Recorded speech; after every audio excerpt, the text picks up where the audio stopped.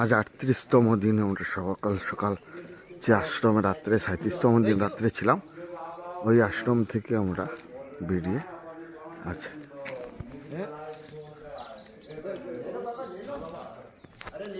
বেরিয়ে আর সামনে যাব। আজকের অনেক বড় পাহাড় আছে, সেই পাহাড় অতিক্রম করব। যে ঘরটা দেখতে পাচ্ছেন এখানে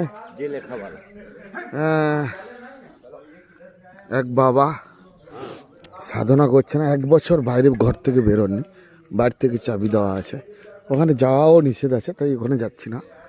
এখানে ভোলেনাথটা আছে, বাবা ওই ঘরের মধ্যে বাবা আছে। বাবা ১ বছর ঘরের ১ সাল ওই ঘরের মধ্যেই বন্ধ আছে।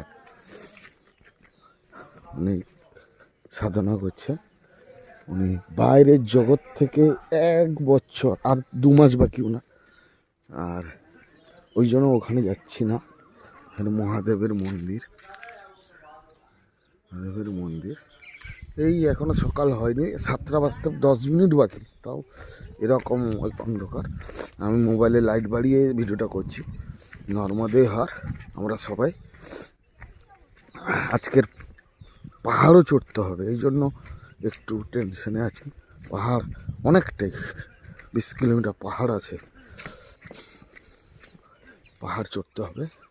যদিও মধ্যপ্রদেশ সরকার পাহাড় সাইড দিয়ে কেটে রোড করে দিয়েছে, রোড বানালেও চড়াই উতরাই তো আছে, পাহাড় তো চড়তেই হবে।